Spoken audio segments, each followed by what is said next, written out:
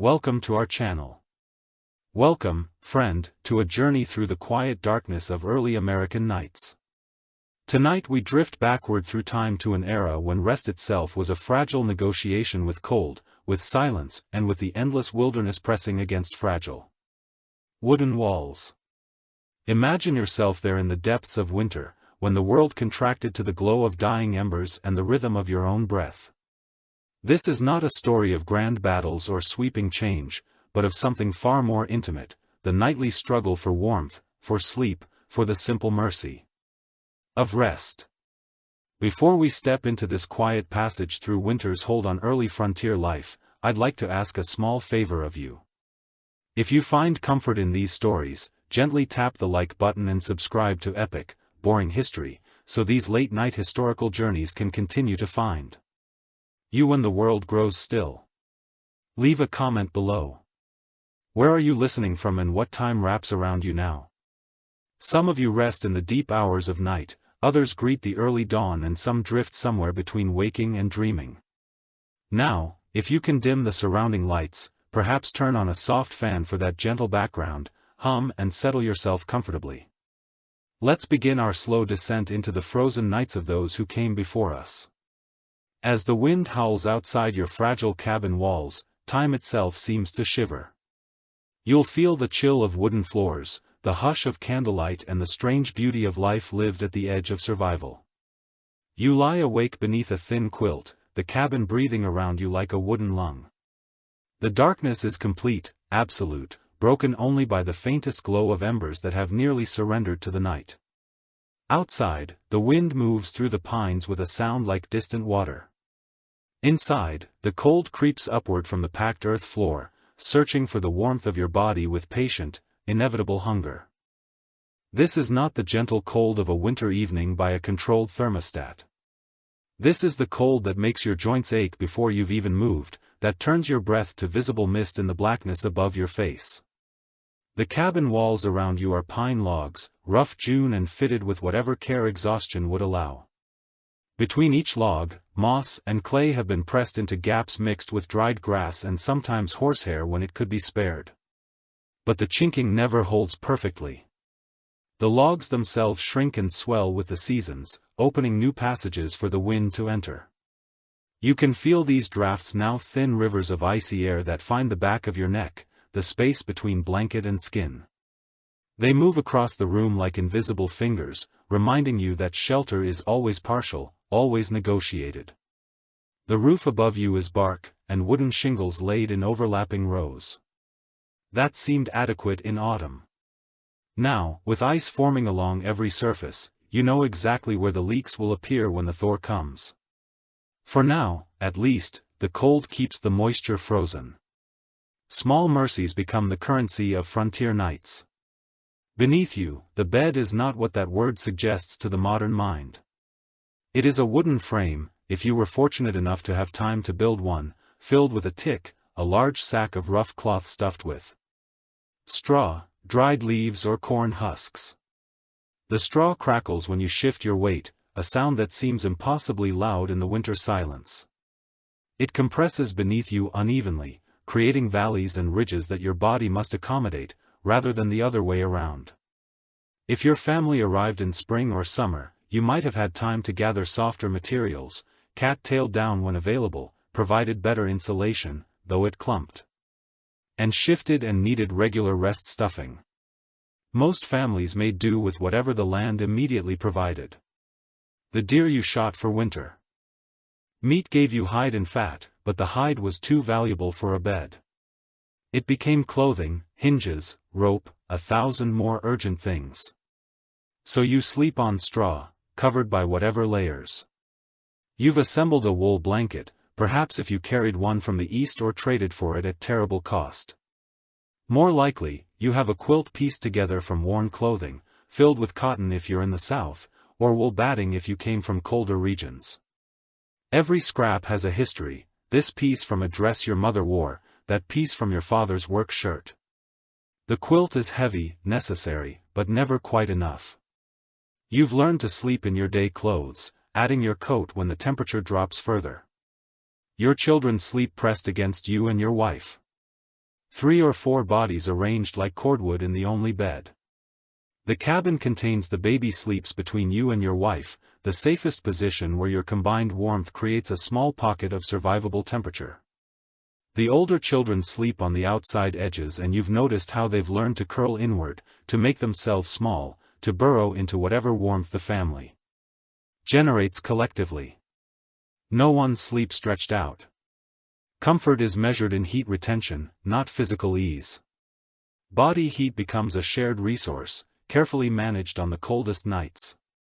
Even the dog sleeps at the foot of the bed, adding its warmth to the collective effort. You've heard of families who kept piglets in the cabin during winter. Their animal heat, a calculation of survival. Some nights you understand why the fire in the hearth has burned down to coals, a deliberate choice made before sleep. A roaring fire consumes wood too quickly and wood represents hours of labor, felling, hauling, splitting, stacking. The mathematics of survival are simple and brutal. Every log burning now is one less for tomorrow. You've learned to let the fire diminish to a glow, just enough to prevent complete freezing, just enough to allow for rekindling before dawn. But this means the temperature inside the cabin drops steadily through the night by the hours before dawn. Ice sometimes forms on the water bucket near the door. You've woken to find frost on the inside of the walls, delicate crystals growing where your breath met. Freezing wood. Beauty and discomfort are not opposites here, they coexist in every moment. The rhythm of your days has trained you into a kind of exhausted readiness for sleep. From first light until dark, there is no pause, wood to cut, water to haul, animals to tend, endless maintenance of the fragile systems keeping you alive. Your hands are rough-crossed, with small cuts that never quite heal in the cold. Your back carries a permanent ache from bending to hearth and field and wood pile. So sleep should come easily, a body shutting down from pure exhaustion, and sometimes it does. A falling into darkness so complete it feels like drowning in silence. But other nights, like this one, sleep is elusive. Your mind won't quiet, cycling through tomorrow's necessities, calculating wood supplies, worrying about the livestock in their crude shelter outside the night. Sounds don't help. The wilderness is never truly silent. Silence itself would be alarming, a sign that predators move nearby. Instead, you hear the wind's constant conversation with the trees, pine boughs, creak and sway, a rhythmic groaning that becomes almost musical if you let yourself listen without fear. Farther out, an owl calls its voice, carrying across the frozen distances. You've learned to identify which owl by its call, the great horned with its deep hooting. The barn owl's eerie shriek. Sometimes you hear wolves, their howls rising and falling in patterns that seem to carry meaning. The sound makes your children stir in their sleep, pressing closer. The wolves rarely come near the cabin, but their presence is a reminder of the thin boundary between your small circle of warmth and the vast indifference beyond. You keep the rifle near the bed, powder and shot within reach, though the cold makes you worry about misfire. Inside the cabin, smaller sounds punctuate the night. Mice move in the walls, a skittering that you've learned to ignore because there's nothing to be done about it. They found ways into your winter stores despite your efforts, and you'll discover their damage in the morning. Another problem, for another time, sleep is the present necessity. The logs themselves speak constantly. As the temperature drops, the wood contracts, producing sharp cracks that sound alarmingly like breaking. The first winter. These sounds terrified you, sending you bolt upright in the darkness, certain the cabin was collapsing. Now you know the difference between the voice of freezing wood and actual structural failure. Now you merely note each crack, each groan, filing the information away. The northeast corner sounds different. Lately you'll need to check the chinking there when the weather breaks. Your wife shifts beside you, and you feel her wakefulness, even though she doesn't speak. She's listening too, to the baby's breathing, to the wind, to all the small sounds that might mean danger. You've both learned to sleep lightly, to surface from dreams at any irregularity. Deep sleep is a luxury you can't afford, not with children to protect, not with fire to maintain in the old country, in the settlements back east, you remember sleeping differently. Houses had multiple rooms, glass windows, plaster walls that held the heat. Your parents' house had a bedroom separate from the kitchen, privacy that now seems impossibly sophisticated. You slept under goose down, woke to fires already lit by servants or older siblings. That life feels distant now, almost imaginary. Sometimes you wonder if you've invented those memories, if comfort was ever really so simple. Here, privacy doesn't exist. Every sound your body makes is heard by everyone. Every dream muttered aloud becomes family knowledge. Your children have never known anything else. They sleep easily in this collective arrangement, but you and your wife sometimes exchange glances that acknowledge what's been lost. The night stretches on, measured in the slow dimming of the coals. You know from experience that the coldest hours come just before dawn, when the fire is at its lowest and the winter night reaches its deepest point. That's when you'll wake yourself, or your wife will wake to add wood to the fire. One of you will rise into the shocking cold feet on frozen floor and coax the embers back to flame. It's a task you alternate without discussion, a shared burden. Whoever wakes first, whoever feels the cold most urgently, makes the sacrifice. For now, you try to rest, try to let the exhaustion pull you down. You focus on your breathing, on the small warmth where your children press against you. Outside, snow has begun to fall, though you can't see it in the darkness, you can hear it though the way it changes the quality of the silence. Softening the wind's edge. Snow is a mixed blessing. It will add weight to the roof, require shoveling in the morning, make travel to the wood pile more difficult, but it also insulates, filling the gaps around the cabin with natural chinking. By morning, a drift will have formed against the north wall and the temperature inside will have stabilized slightly. You think about the cabin itself. How quickly it had to be built. You arrived in late summer, which gave you perhaps 2 months before the serious cold began. Choosing the site meant finding level ground, near water, with enough cleared space for safety but close enough to timber for building. Every decision was a compromise between ideal and possible. You cut the pines yourself, your hands blistering even through gloves. Each log had to be rimmed, dragged around to the site, notched at the ends to fit together. The work was brutal, endless. Your neighbors helped. This was understood, expected, because they knew you'd return the favor when they needed it. Together, you raised the walls in a day, the logs stacked and fitted. The roof took longer, required more skill. Your neighbor, who'd built 3 cabins before this, showed you how to split shingles, how to overlap them properly. But there wasn't time for refinement, for the slow work of making things truly weathertight. Winter was coming. Speed mattered more than quality. So you live now in this rough shelter, adequate for survival but barely comfortable.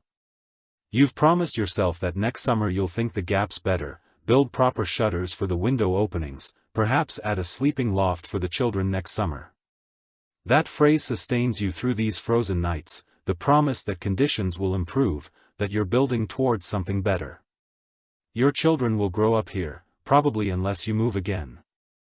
The frontier keeps shifting westward and there's always the temptation of better land, more opportunity. But for now this is home. These rough walls, this frozen floor, this straw bed where you sleep, pressed together, this is what you've built against the wilderness. You think of your own childhood, sleeping in a real bed, in a real house. How spoiled you were without knowing it, how you took for granted the simple miracle of warmth. Your children will have no such memories. This hardship is their normal, their baseline. You wonder if that's better or worse. The baby makes a small sound, not quite crying, and your wife shifts to nurse. Even this has to be calculated. Exposing skin to cold air, finding a position that doesn't let the heat escape. From under the blankets, you hear her soft murmuring, wordless comfort. The baby settles, suckles, quiet. These small victories matter enormously. An older child stirs, mutters, something unintelligible. You reach out and pat their shoulder, a reassurance that you're there, everything's safe. They settle again without fully waking. This is the dance of frontier family sleep. Constant small adjustments, constant monitoring. No one sleeps deeply for long. You're always half listening, half ready to respond. You remember stories from back east, tales of Indian raids, of families murdered in their beds. Those stories took on different weight once you moved here. You know your native neighbors are not the monsters of those tales. You've traded with them, learned from them, even shared meals. But tension exists, misunderstandings happen, and violence is always a possibility. So the rifle stays near the bed. So you wake at every unusual sound. So sleep itself becomes a kind of vigilance. The wind picks up outside, and you hear something, metal rattling, probably the bucket you left by the well. Tomorrow you'll need to bring all loose items inside or lash them down. The wind finds a new gap in the chinking, a thin whistle that wasn't there before. Another task for tomorrow: find where the gap opened, press in new clay and moss. The list of maintenance never ends. The cabin is not a finished thing but a constant project, always needing repair, adjustment, protection against entropy. You close your eyes again, willing sleep to come. You know you'll wake in a few hours to tend the fire and then again before dawn. Rest must be taken in small portions, carefully rationed. Your wife's breathing has deepened slightly. She's managed to slip into real sleep. You're glad for that. She works as hard as you do, maybe harder, with fewer chances to pause, the baby's weight on her chest, the older children flanking you both. This arrangement is practicality, not sentiment. But sometimes in the dark, you feel something like contentment. You're alive, your family is alive. You have shelter, however crude. Furthermore, you have enough food to last the winter, if you're careful. These are not small things, these are everything. Outside, a branch breaks under the weight of snow, the crack carrying clearly through the still air. You note it, file it away, no immediate threat, and let yourself drift. The cold is always there, a constant pressure, but you've learned to exist within it, to find the small warmth of bodies pressed together, of breath and blood. And the stubborn persistence of life. This is how settlers sleep, lightly, collectively, always half ready for whatever comes. Rest is not the absence of awareness, but a kind of practiced endurance. You think of the cabin as a living thing, expanding and contracting with temperature, breathing with the wind. You are inside it, and it is inside you, this rough shelter that barely holds back the wilderness. Dawn is still hours away. The night will grow colder still before the first gray light appears. But you're here, wrapped in whatever warmth can be gathered, surviving another night through nothing more than determination and the heat of human bodies refusing to surrender. Sleep comes finally fitfully. You dream of spring, of days warm enough to work without layers of clothing. You dream of your children playing outside in sunlight. Then you wake to tend the fire and the dream dissolves. The cold rushes in as you leave the bed, shocking and immediate. Your feet hit the floor, and you gasp at the temperature.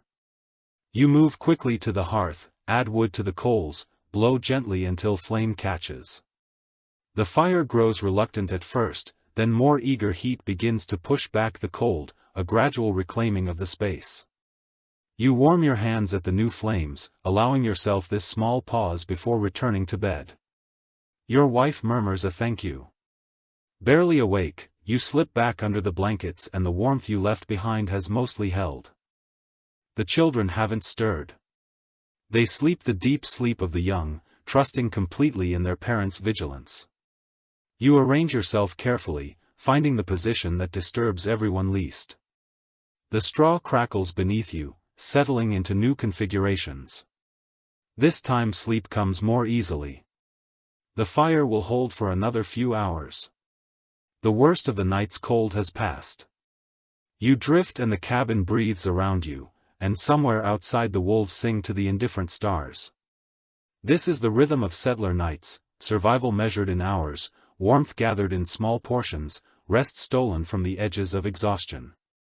And tomorrow it will begin again, the gathering of wood, the tending of fire, the constant negotiation with cold and wilderness and the demands of simply staying alive. But for now, for these remaining hours of darkness, you sleep elsewhere in the wilderness, in countless cabins scattered across the frontier. Other families endure these same frozen nights. But let us turn our attention now to one woman whose life embodied the particular endurance required of frontier wives and mothers. Rebecca Bryan was born in 1739 in the Yadkin Valley of North Carolina. The daughter of a farmer who had himself moved westward seeking better land. She grew to young womanhood in the borderlands between settlement and wilderness, a place where English and German settlers pressed against Cherokee territory. In 1756, at 17, she married Daniel Boone, a young hunter and woodsman, already developing the restless wanderlust that would define both their lives. She could not have known that this marriage would mean a lifetime of waiting, of raising children in isolation, of sleeping in crude shelters while her husband explored ever farther into unmapped territories. Their first years together followed the pattern of frontier farming families. Daniel hunted and trapped, Rebecca kept the household, bore children in quick succession, tended crops and livestock. But Daniel could never settle. The pull of unexplored country drew him away for months at a time, leaving Rebecca to manage alone with growing responsibilities. In 1769, Daniel departed for a 2-year exploration of Kentucky, a land he'd heard described by traders. He returned with stories of rich soil and abundant game, of a paradise waiting to be settled. Rebecca listened to these tales, knowing what they meant. Another move, another beginning, another cabin to build in even more remote territory. She was 34 years old, mother to 6 children, when they made the decision to leave North Carolina forever. The first attempt to reach Kentucky ended in tragedy and terror. In 1773, the Boone family and several other families began the journey through the Cumberland Gap. Daniel's eldest son, James, 16 years old, was killed by Indians, along with several others in the party. The families retreated back to North Carolina, the dream of Kentucky stained with blood and grief. Rebecca held her family together through this devastation. She had known James since his first breath, had raised him through childhood, had taught him what she could of reading and faith and endurance. Now she buried him in the borderlands and tried to make sense of a world where children could be killed simply for moving westward. The grief lived in her bones, never fully healing, a permanent ache beneath all other concerns. But 2 years later they tried again. In 1775, the Boone family joined a group establishing Bookworm in Kentucky, one of the first permanent settlements in that territory. This time there was no turning back. Rebecca found herself in the deep wilderness, surrounded by danger, living in a fort that was barely more than a collection of cabins enclosed by a wooden palisade. The sleeping arrangements at Boone Burrow were even more primitive than a solitary cabin. Multiple families shared the small enclosed space, privacy, impossible tensions, constant. Rebecca slept with her children in a corner of the fort, Daniel often absent on hunting trips or diplomatic missions to Indian villages. She learned to sleep through the sounds of other families, through the constant noise of communal living.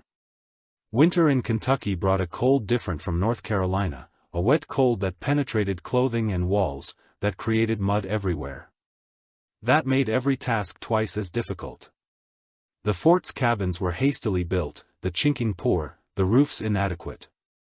Rebecca spent those winters in a state of constant, low-level misery, cold, damp, hungry, more often than not responsible for keeping her children alive. While Daniel pursued his larger ambitions. She told herself this was temporary, that better conditions lay just ahead. But frontier life never improved.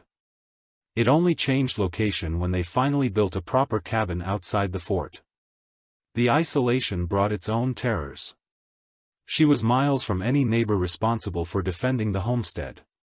When Daniel was away, she learned to load and fire a rifle, to recognize the sounds that meant danger, to sleep with one ear always listening. Her days began before light and ended long after dark. Water had to be hauled from the spring, a journey she made multiple times daily, always watching the tree for movement. Wood had to be gathered constantly, an endless task that blistered her hands even through gloves. The fire could never be allowed to die completely, not in winter, not when rekindling might mean the difference between survival and freezing. Cooking was done in the fireplace, all meals prepared by squatting or kneeling before the flames. Her face grew weathered from constant heat on one side, constant drafts on the other. She spun thread from flax and wool fabric on a simple loom, sewed all the family's clothing by hand. When something wore out, it was patched until no original fabric remained, then cut up for quilts or cleaning rags. Her children grew and multiplied. Despite the hardships, she bore 10 children in total. Each pregnancy and birth managed with whatever help could be found, sometimes a neighbor woman, sometimes Daniel, often no one but herself. She delivered some of her babies alone, cutting the cord with her own hands, cleaning the infant while her other children waited anxiously in another corner of the cabin. This was not considered extraordinary. This was simply what frontier women did. The infant mortality she witnessed shaped her understanding of motherhood. 3 of her children died young, their small bodies buried in frontier soil, without markers or ceremony. Beyond her own prayers, she learned not to love too hard in those early months, to hold something back until a child proved strong enough to survive. But this protection never really worked. Each loss carved away another piece of her grief, layered upon grief. The nights were when the fear came strongest. Daniel gone for weeks or months, no word of whether he lived or died, and Rebecca alone with the children in the darkness. She lay awake listening to sounds outside, trying to distinguish between animal and human, between natural forest noise and the careful approach of danger. Her rifle rested within reach. Her children's breathing was the only reassurance she had. Sometimes Indians did come, not always hostile, sometimes merely curious or seeking trade. But Rebecca could never know which encounter might turn violent, so she treated all with cautious weariness. During the Revolution, the danger intensified. Kentucky became contested ground, British allied Indians raiding settlements, settlers retaliating, violence spiraling in all directions. In 1776, Rebecca's daughter Jamaica was captured along with 2 other girls while canoeing on the river near Boone. Daniel led the rescue party that recovered them after 2 days. But the terror of those days lived permanently in Rebecca's heart. She had already lost one son to frontier violence. Now her daughter had been taken, and though returned safely, the message was clear: no one was safe. No moment could be taken for granted. After that incident, Rebecca insisted. The family moved back to North Carolina. Daniel agreed, and for a brief time they lived in relative civilization, again close to Rebecca's family. But Daniel's debts and land disputes followed them, and the pull of Kentucky remained. Within a year they returned to the frontier, and Rebecca resigned herself to the life she tried to escape. The pattern repeated through the following decades: building a cabin, establishing a farm, losing it to Indian raids or legal complications, moving again. Rebecca packed and unpacked their belongings so many times. The routine became automatic. Each new cabin meant the same work: chinking gaps, improving the chimney, establishing sleeping arrangements, creating some small sense of home. From raw materials and exhaustion she became expert at making something livable from almost nothing. Her sleep grew ever lighter through these years. She developed the ability to wake fully alert at the smallest wrong sound, to move from deep sleep to armed readiness in seconds. This hypervigilance became part of her body, a permanent rewiring of how rest worked. Even in old age, when the dangers had passed, she would wake at night listening for threats that no longer existed. Daniel's wanderlust never faded. In their old age, when most couples settled into quiet domesticity, he convinced Rebecca to move again, this time to Missouri, then Spanish territory where land was cheap and plentiful. She was 60 years old, exhausted by decades of frontier life, but she packed once more.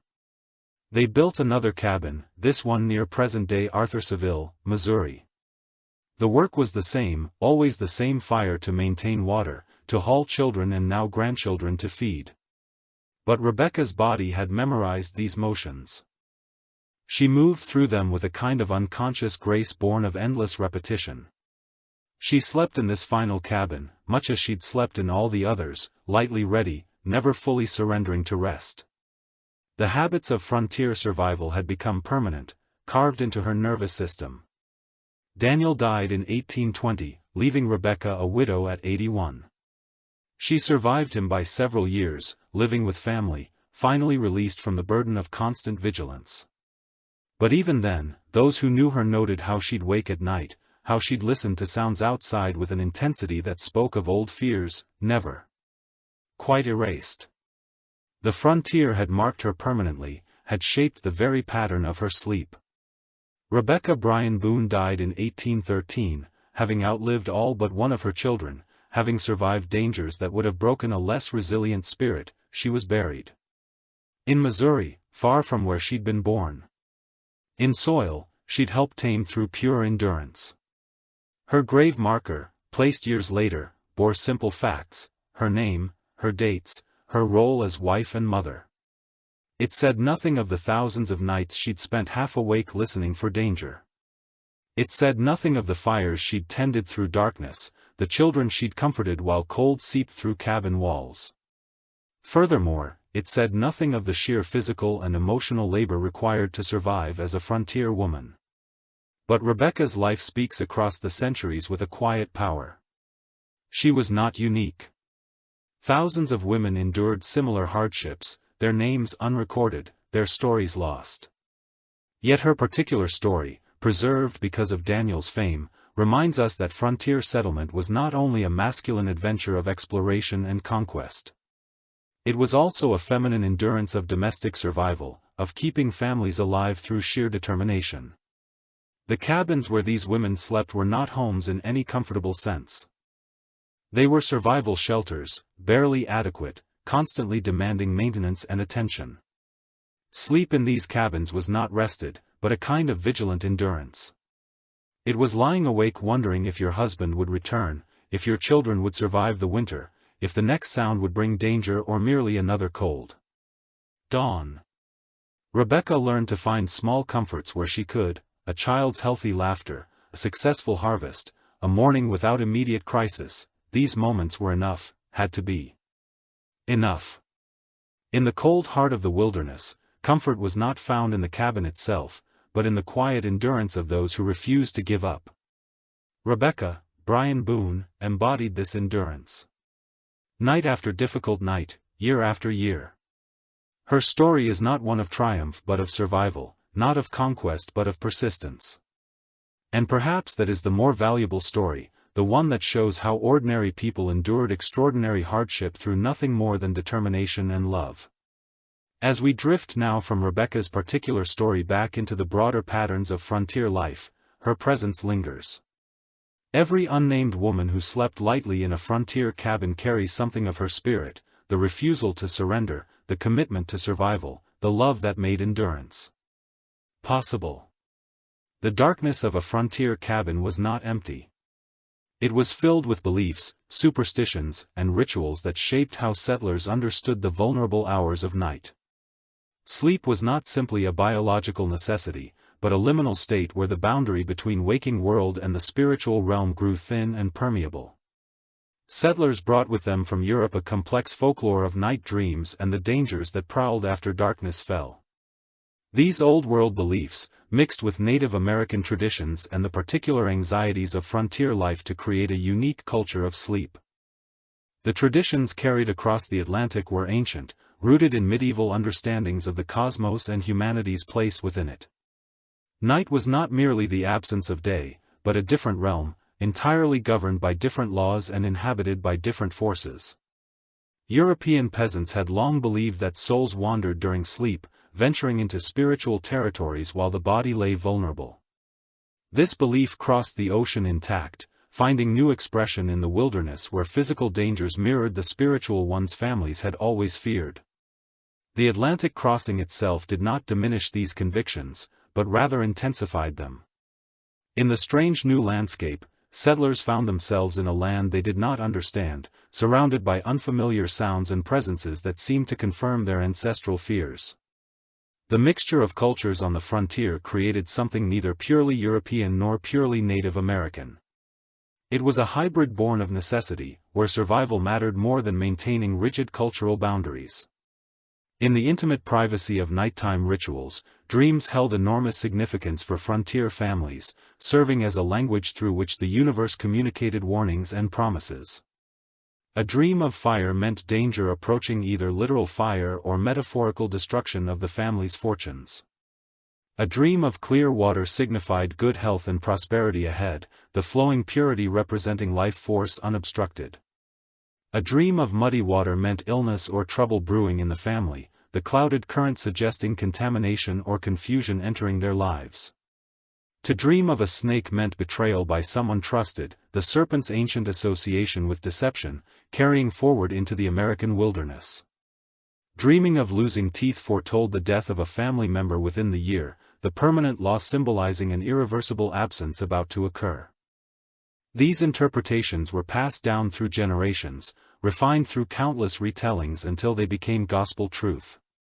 The consistency of interpretation across families and regions suggests a shared symbolic language that transcended individual imagination. A dream of a white horse was universally positive, suggesting good fortune and divine favor descending upon the household. A black dog in dreams meant depression or melancholy would visit the household soon, its dark form representing the shadow that would fall across daily life. Settlers kept careful track of their dreams, sometimes recording them in journals or discussing them at breakfast with the seriousness others reserved for business matters.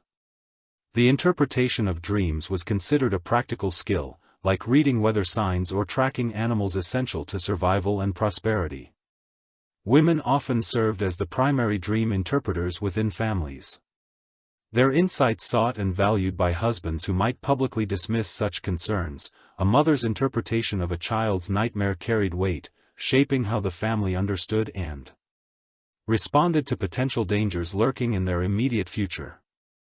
The seasonal nature of dreams was also noted and discussed with careful attention to patterns that emerged over years of observation.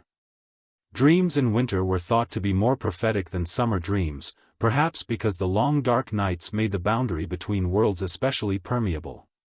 Dreams occurring on specific dates held special significance. Dreams on Christmas Eve, Midsummer Night or All Hallows Eve were believed to carry messages that should not be ignored. These were nights when the ordinary laws of nature loosened, allowing glimpses into what was hidden from mortal sight. During more mundane times, many frontier women claimed prophetic dreams, visions of future events that came to pass with unsettling accuracy that could not be dismissed as mere coincidence. These dreams often came during pregnancy or times of extreme stress, when the boundary between waking and sleeping grew especially fragile and the veil between worlds wore thin. Pregnant women were considered particularly open to spiritual messages, their condition making them conduits between the unborn and the living world. Their dreams about the child they carried were scrutinized for clues about the baby's future character and fate, each symbol analyzed for its meaning. Rebecca Boone herself reported a dream warning her of danger days before an Indian attack, a vision that allowed her family to prepare and ultimately survive. Others dreamed of distant relatives dying at the very hour of their death, news that would be confirmed weeks later when word finally reached the frontier through travelers or postal riders. The phenomenon of simultaneous death dreams was common enough that it became accepted as fact rather than coincidence, discussed openly without the skepticism such claims would receive in later, more scientific times. A woman in Kentucky might wake crying from a dream of her mother's death in Virginia, only to receive confirmation weeks later that her mother had indeed died at that exact hour. Whether these dreams represented true prophecy, coincidence, or the mind's ability to process subtle warnings, unconsciously, settlers treated them as real communications from beyond ordinary perception. To ignore a vivid dream was considered foolish and potentially dangerous, an arrogant dismissal of knowledge offered by forces greater than human understanding. Men sometimes dismissed these beliefs publicly, performing skepticism as part of their rational masculinity and their role as practical heads of household, but privately, in the darkness of their cabins, they too paid attention to dreams and heeded warnings. Their wives or mothers reported unwilling to risk their families on philosophical consistency. The objects settlers placed near their beds reflected these beliefs in tangible material ways that archaeological evidence continues to confirm. Many kept a Bible under their pillow or on a small shelf, within reach, the holy book serving as both spiritual comfort and protective talisman against the forces of darkness. The specific placement mattered. The Bible should not touch the floor, as this showed disrespect and weakened its protective power by allowing it to be trampled symbolically. Some families kept multiple Bibles in different rooms, ensuring no space was left unguarded against spiritual threats that might enter through any opening. Small items of personal significance were tucked into the straw ticks, a child's first baby tooth, a lock of hair from a deceased loved one, a smooth stone from the old country. These objects were thought to provide protection or carry blessings into sleep, their personal history imbuing them with power beyond their material nature. A button from a father's wedding suit might be sewn into a child's mattress to ensure the child inherited the father's strength and virtue, the physical connection creating a spiritual transmission.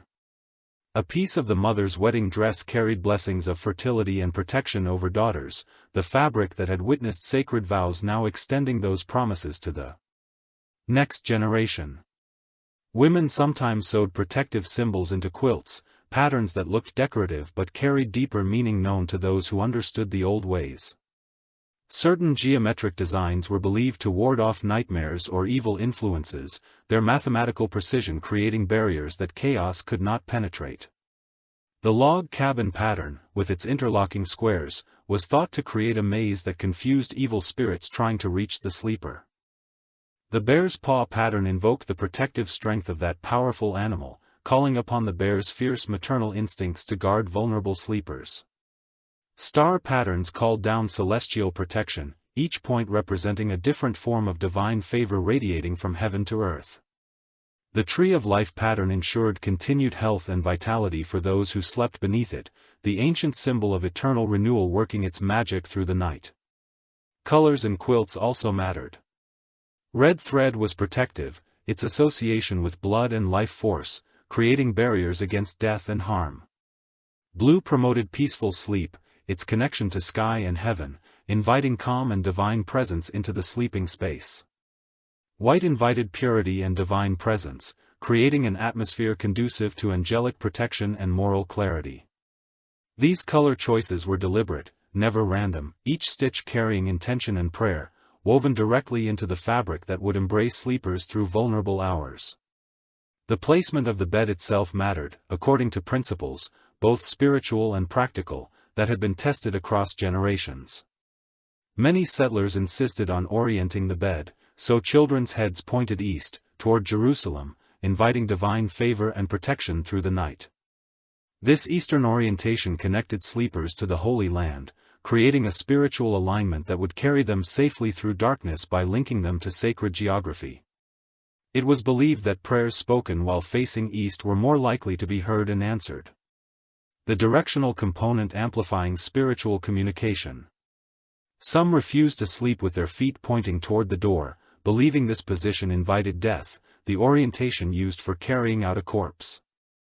Others considered it bad luck to move a bed on Friday or to change its position during a waning moon, when all things were thought to be in decline. The bed's legs should stand firmly on the floor, never on a carpet or rug, to maintain direct connection with the earth and the grounding force it provided. Beds should not be placed where moonlight would fall directly on the sleeper's face, as this could cause madness or restless sleep, the moon's influence being both powerful and unpredictable. Windows posed a particular problem. They let in necessary air but also potential spiritual threats that might slip through glass as easily as light. Beds were positioned to avoid being in direct line with a window, preventing anything from entering through the glass and reaching the sleeper directly without passing through protective barriers.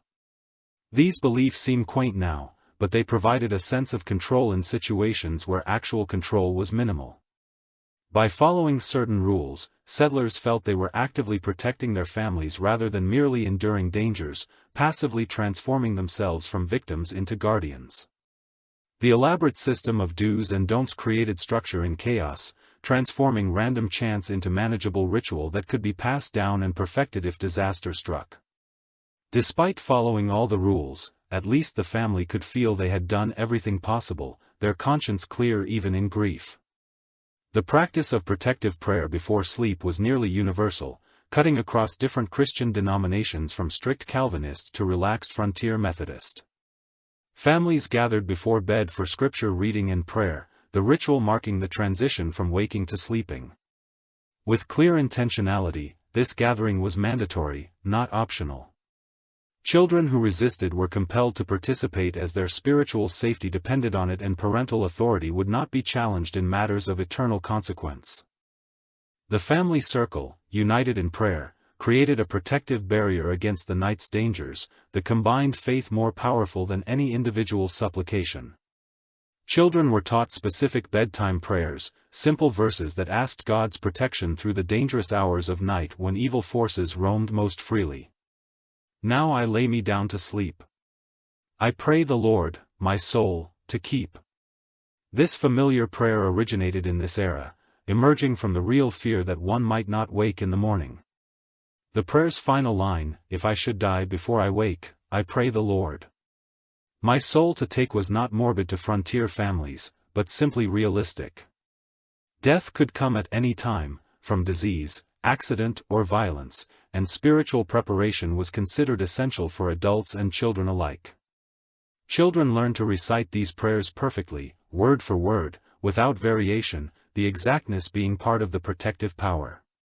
Any mistake required, starting over as an imperfect prayer, might not provide complete protection, leaving gaps through which harm could enter. Older children were taught longer prayers, more elaborate supplications that demonstrated their growing spiritual maturity and ability to take responsibility for their own souls. By adolescence, young people were expected to pray silently on their own, having internalized the protective rituals and made them personal rather than merely obedient. Parents listened to ensure children prayed with proper reverence, not rushing through the words mechanically without engaging their hearts and minds. A prayer spoken without true feeling was worse than no prayer at all, potentially insulting divine powers rather than invoking their protection, turning what should be a shield into a provocation. After prayers, the fire had to be properly managed, not extinguished completely, which would mean a cold dawn and difficult rekindling, but carefully banked, so coals would hold through the night. The process of banking a fire was itself ritualized, passed from mother to daughter as essential knowledge that could mean the difference between comfort and misery, even survival and death in freezing. First, the remaining wood was arranged to burn slowly, creating a bed of coals that would maintain heat without consuming fuel too quickly. Then ashes were carefully pulled over the coals, not smothering them but insulating them, allowing slow combustion that would last for hours without attention. The technique required practice and attention. Too many ashes and the fire died completely, forcing a difficult rekindling from scratch in the cold morning darkness. Too few and it burned too hot and fast, consuming the night's fuel supply before dawn and potentially creating danger of sparks escaping the hearth. Experienced women could judge by feel and sight exactly how much ash to use for different weather conditions, adjusting their technique as naturally as they adjusted recipes for available ingredients. On the coldest nights, a slightly hotter fire was banked, ensuring morning warmth but requiring more frequent night checking to prevent it burning through the fuel supply. During milder weather, the fire could be banked more heavily, reducing the need for nighttime tending and allowing deeper, less interrupted sleep. Some families spoke a small blessing over the banked fire, thanking it for warmth provided and asking it to last until morning, treating the flame almost as a family member. Fire was considered almost alive, an entity that required respect and care, capable of blessing with warmth or cursing with destruction. The blessing also requested that the fire not spread, that it remain contained and safe throughout the night, when no one watched vigilantly. The extinguishing of candles or Betty lamps followed, these small lights being carefully snuffed to preserve what remained for future use. These sources of illumination were expensive candles made from rendered animal fat or precious beeswax. Betty lamps burning bear grease or other rendered fats that took considerable effort to produce light was rationed carefully. One candle might have to last a week or more, making each lighting a considered decision. So the final light was snuffed with ceremony, the smoke curling upward as darkness closed in, completely marking the formal beginning of night's reign. The smell of extinguished candle smoke became associated with bedtime, a scent that signaled the transition to sleep as powerfully as any verbal announcement. Even today, that particular smell can evoke deep, almost primal responses in those who encounter it, reaching backward through generations, to ancestral memory, in this total darkness, a darkness modern people rarely experience, unmarked by streetlights or electronic glows. The cabin became a different place. Sound seemed louder, distances unclear, the imagination free to populate shadows with fears that daylight would have dismissed as absurd. The darkness was so complete that people literally could not see their hands in front of their faces. An absence of light so absolute it felt like a presence in itself. This absolute blackness transformed familiar spaces into mysterious territories, where every creak and rustle demanded interpretation, where the known became unknown simply through the absence of visual confirmation. Children who had been brave in daylight became frightened in this dark, their earlier bravado evaporating the moment the last flame was extinguished. Parents learned to speak calmly, to provide reassurance without dismissing fears, to help small minds settle into sleep despite the pressing dark that seemed to have weight and texture. Fathers might tell stories in the darkness, their voices creating islands of safety in the sea of night, the familiar sound anchoring children to reality.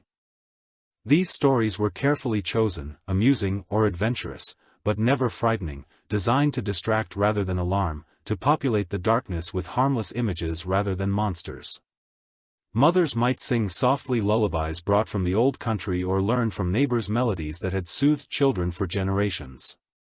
The human voice in darkness was profoundly comforting, a reminder that one was not alone in the vast night, that family remained close, even when invisible. Some families left a tiny flame burning all night, a small Betty lamp with the wick turned very low, creating just enough light to push back the worst of the darkness. This was considered acceptable despite the expense, a necessary concession to children's fears and practical need for emergency light if someone took ill or danger threatened.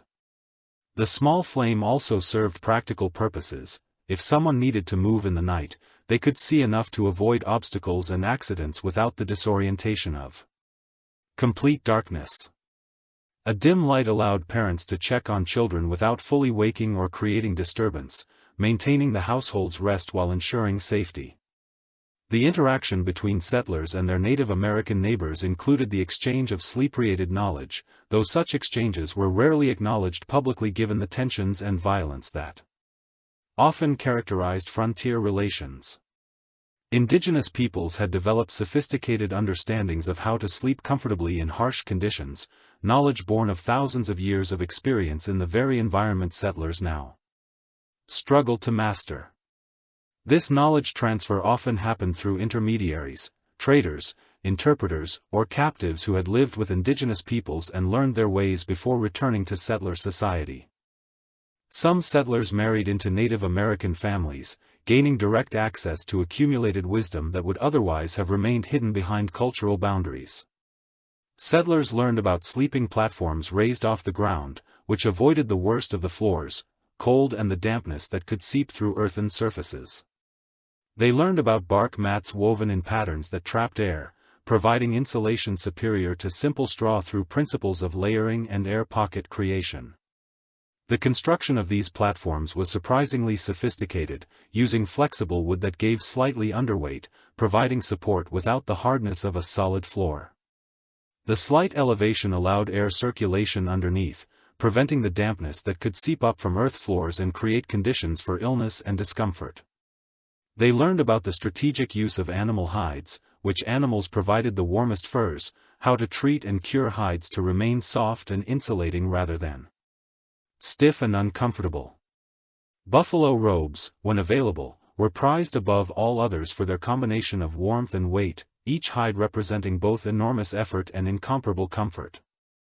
Bear hides were valued for their thickness and durability, though they were heavier and less flexible than buffalo, requiring different handling and preparation techniques. Deer hides were lighter and more readily available but provided less warmth, making them suitable for summer sleeping or layering with other materials. The proper curing of hides was an art form in itself, requiring knowledge of tanning agents, scraping techniques and timing that took years to master.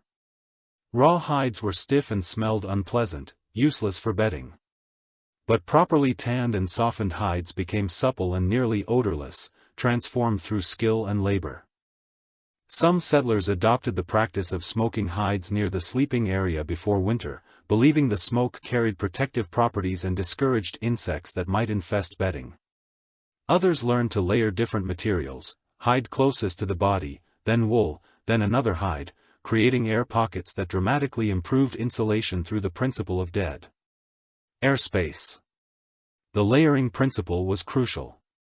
Trapped air, not the materials themselves, provided the primary insulation, a fact that indigenous peoples understood through observation and practice.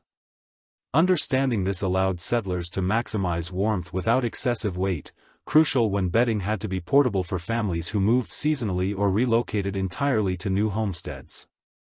The dream catcher, that iconic symbol, now commercialized beyond recognition and stripped of its original meaning, originally came from Ojibwe tradition and was sometimes adopted by settlers who lived near Great Lakes tribes.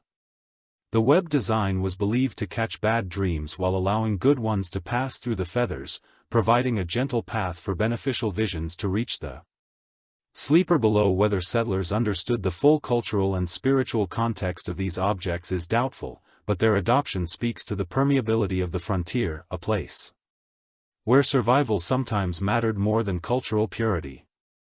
Practical wisdom crossed boundaries that politics and prejudice erected, flowing wherever need was greatest and minds were open enough to receive it.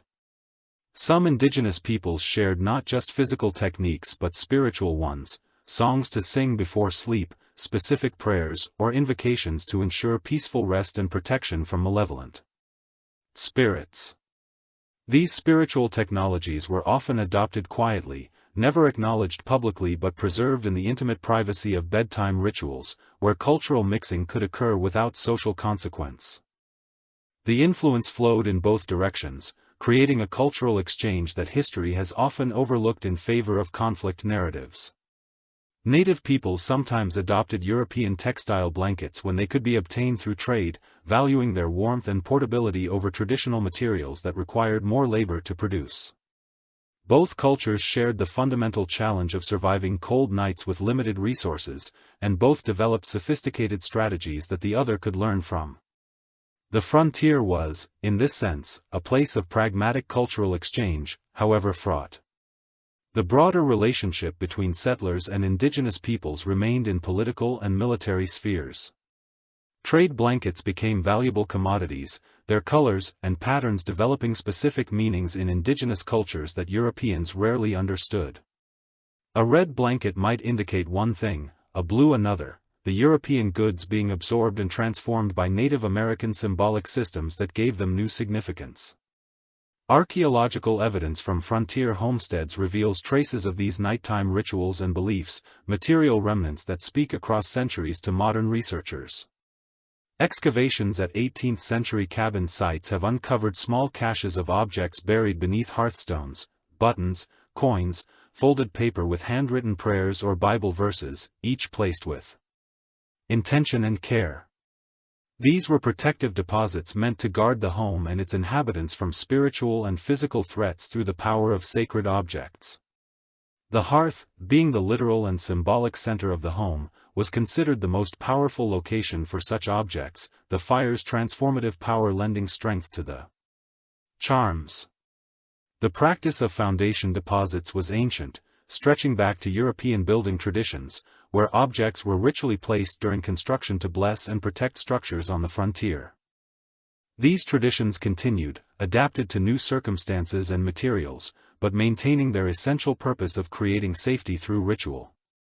Other artifacts found include the remains of straw mattresses, identifiable by compressed plant matter, and the occasional metal pin or needle used in sewing.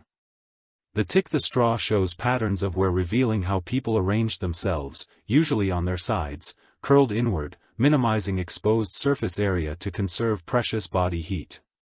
The forensic analysis of these sleeping positions tells us much about frontier life. People slept conserving heat, protecting vulnerable organs, instinctively assuming defensive postures even in sleep.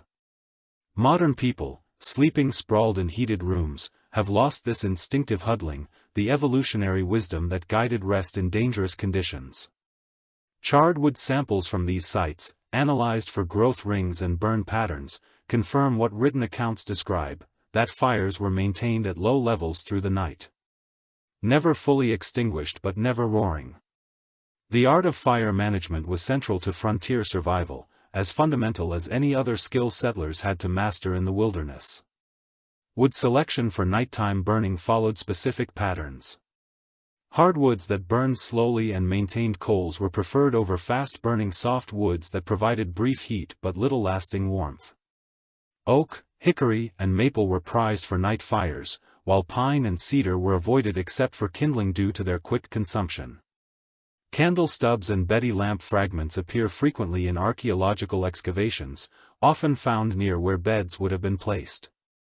Based on other evidence, these small artifacts speak to the ritual of light and darkness, the careful management of illumination in an age when light itself was a precious commodity not to be wasted. More poignant are the personal items sometimes discovered, a carved wooden toy hidden in wall gaps, suggesting a child's attempt to protect a treasured possession from siblings or simply to have it close. A woman's hair comb tucked into the space between logs, perhaps placed there during sleep and forgotten, speaks to moments of casual domesticity that suddenly feel intimate.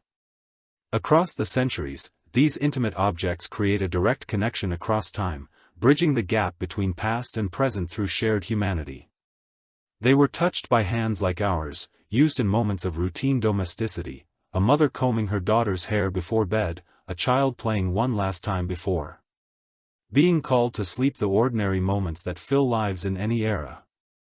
The worn smoothness of a wooden toy handle speaks to countless hours of play, countless bedtimes when the child clutched it for comfort against the dark. Small bells sometimes appear in excavations, tiny brass or silver bells that may have been attached to cradles or children's beds to alert parents when a baby stirred.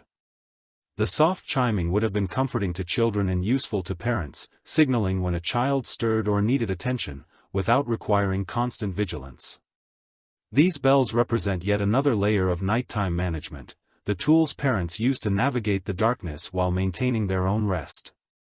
The folklore of night extended beyond individual families to community beliefs shared across the frontier, creating a collective understanding of danger and protection. Certain nights were considered especially dangerous for supernatural activity, the new moon, when darkness was most complete, or the equinoxes, when day and night balanced in uneasy equilibrium. That suggested cosmic instability. On these nights, extra precautions were taken without question or complaint, the heightened vigilance accepted as necessary wisdom, prayers were longer, protective charms checked and renewed, weapons placed even closer to hand in case spiritual danger manifested in physical form. Whether the actual danger increased on these nights is less relevant than the psychological comfort provided by increased vigilance and the sense of community it created. The ritual acknowledgement of heightened risk allowed people to feel they were confronting danger actively rather than passively hoping for safety, transforming anxiety into action. The folk belief in hag riding was common, the experience we now call sleep paralysis, where one wakes but cannot move, often with a sensation of weight pressing on the chest. Frontier settlers attributed this to witches or malevolent spirits sitting on the sleeper's chest, stealing breath and energy for their own dark purposes. The experience was terrifying, fully conscious but completely immobilized, often accompanied by hallucinations or sense of presence that felt absolutely real at the moment. Modern medicine explains this as a disconnect between consciousness and muscle control during the transition between sleep stages, but frontier people had no such framework for understanding. Remedies against hag riding included placing shoes at specific angles beside the bed, hanging a horseshoe over the door, or keeping a broom within reach, the belief being that supernatural entities would be compelled to count the broom straws and thus be distracted until dawn broke their power. The obsessive counting, keeping them occupied until morning light, banished them. The shoe remedy was particularly specific. Shoes should be placed with toes pointing away from the bed, creating a symbolic barrier that spirits could not cross. Some insisted shoes should be crossed, forming a protective X shape that evil could not cross. The intersection representing the cross of Christ repelling darkness. Salt was another common protection, a line of salt across the threshold preventing supernatural entry through its preservative and purifying properties. Salt's preservative properties made it symbolically pure and protective in cultures worldwide, its ability to prevent decay representing power over death itself. Nightmares, the word itself derives from mare, a female spirit believed to cause bad dreams by sitting on sleepers. Chests were distinguished from ordinary bad dreams by their intensity and recurring nature. A person plagued by nightmares might seek help from someone in the community known for spiritual wisdom, perhaps an older woman who knew prayers and remedies passed down through generations. These wise women occupied ambiguous positions in frontier society, respected for their knowledge but sometimes viewed with suspicion. Their power both sought and feared. They knew herbs and prayers, the borderlands between folk medicine and folk magic, operating in spaces that made more conventional religious authorities uncomfortable. The remedy might involve herbal preparations, chamomile or valerian tea, before bed to promote calm sleep through the plant's natural sedative properties that modern pharmacology has confirmed. It might involve ritual actions, turning your night shirt inside out, walking backward to bed, or sleeping with a knife under the pillow to cut the nightmare's power. Symbolically, mugwort was another herb associated with dreams, believed to enhance prophetic visions. When placed under the pillow, its aromatic properties somehow opening channels to deeper perception. Lavender promoted peaceful sleep, its scent having genuine calming properties that modern science has confirmed. The folk wisdom validated by contemporary research. Modern understanding would see these as psychological interventions, rituals that provided a sense of control and thus reduced anxiety that might otherwise prevent restful sleep.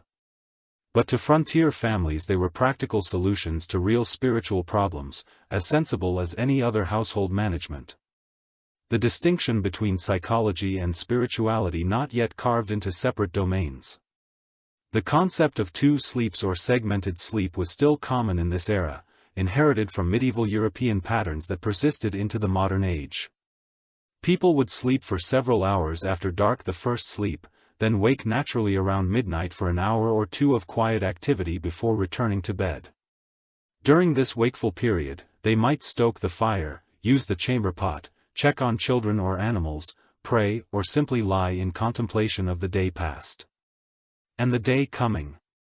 Some couples use this time for intimacy or quiet conversation, the middle of the night, offering privacy that daylight hours rarely provided in crowded cabin spaces. Then came the second sleep, lasting until dawn broke and work called them back to waking life. This bifurcated rest was considered normal, natural, the way humans were meant to sleep according to their God-given nature. The midnight waking was called by various names, the watching, the night wake or simply first waking, each term reflecting different cultural traditions. It was a liminal time, neither day nor night, when the world felt especially still and thoughts turned philosophical or spiritual, freed from the demands of active life. This pattern worked well with frontier life, serving multiple practical purposes beyond simply providing rest. The middle night waking provided a natural opportunity to tend the fire, ensuring it wouldn't die completely and leave the family to wake in dangerous cold. It also meant someone was semi-conscious during the most dangerous hours, when attacks or emergencies were most likely to occur, and quick response could mean survival. The segmented pattern served protective functions, even as it felt natural and restful. Another example of cultural practice aligning with practical need. As the 19th century progressed and artificial lighting became more common, this segmented sleep pattern gradually disappeared from Western culture, replaced by the continuous 8-hour sleep we now consider normal, but during the frontier era it remained the norm, a rhythm of rest adapted to the realities of maintaining fire and watching for danger through long nights. The change came gradually, first in cities, where gaslighting extended active hours and industrial labor demanded standardized schedules, then spreading to rural areas.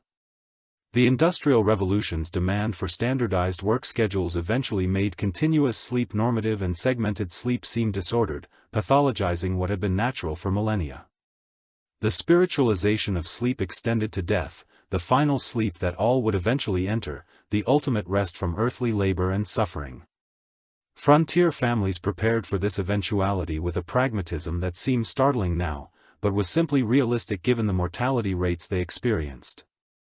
Mothers sometimes kept a child's growing measurements marked on a door frame, not just to celebrate growth but to know what size coffin would be needed if the worst happened. This wasn't morbid but practical. Coffins had to be built quickly before bodies deteriorated in heat, and knowing dimensions in advance saved precious time during crisis. The vocabulary around death borrowed heavily from sleep, eternal rest, slumber in the Lord, sleep in Jesus, each phrase softening death's finality through familiar metaphor. This linguistic connection made death less frightening, a sleep from which one would eventually wake in a better place, the resurrection promise made concrete through everyday language. The metaphor extended deeply. The dead were laid to rest, their bodies sleeping until resurrection, never truly gone, but simply absent temporarily. Graveyards were called sleeping grounds or resting places, never explicitly death yards or similar harsh terms that would acknowledge the finality too boldly. Frontier graveyards, when you visit them today, often feature headstones with sleeping imagery, carved pillows, reclining figures, phrases like gone to rest or peacefully sleeping that blur the line between temporary and permanent absence. Death and sleep were conceptually linked, one temporary and nightly, the other permanent but not final if one maintained faith in resurrection and eternal life. Some stones show hands reaching upward or downward, representing the connection between earthly sleep and heavenly waking, the gesture bridging two realms. Others feature broken columns, symbolizing life cut short but still part of a divine structure, the architectural metaphor suggesting that what appears ruined serves a larger design. This connection influenced nighttime prayers and rituals in profound ways, making bedtime a rehearsal for death in miniature. The possibility of not waking was acknowledged, but not feared, or rather the fear was managed through faith and ritual preparation that turned anxiety into devotion. One went to sleep properly, prepared spiritually, just in case. This night proved to be the last, each bedtime potentially final. The bedtime prayer ensured that if death came during the night, the soul would be ready, properly oriented toward divine mercy, rather than caught in sin. Children absorbed these attitudes, learning to see sleep as a kind of temporary death and death as a permanent sleep, the two states existing on a continuum. This might seem psychologically troubling by modern standards, but it actually helped frontier children cope with the high mortality rates they witnessed regularly. By familiarizing children with death through the metaphor of sleep, parents made the inevitable less terrifying and more comprehensible to young minds. Death became not a monstrous ending but a natural transition, as normal and non-threatening as closing one's eyes each night, simply a longer sleep than usual. The mystery of dreams received particular attention during times of crisis, when the boundary between life and death seemed especially permeable. During epidemics, when death visited frequently, people reported vivid dreams of deceased relatives beckoning them forward or warning them back, depending on whether their time had come. These dreams were taken seriously, discussed openly, and sometimes influenced decisions about treatment or travel that could determine survival. A dream of a dead mother warning her daughter to leave a certain area might prompt a family to relocate, even if practical consideration suggested staying put. Communities share dream reports during crisis, comparing experiences and trying to discern patterns or warnings that might help the living avoid death's approach.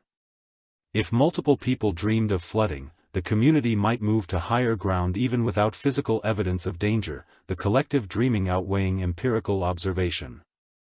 Whether these dreams were psychological processing of grief and fear or something more supernatural was not a question frontier people asked or cared about. The dreams were real in their effects, and that reality mattered more than philosophical classification or academic debate about their ultimate source. The relationship between sleep and spiritual knowledge was considered direct and unmediated. Sleep providing access that waking consciousness could not achieve.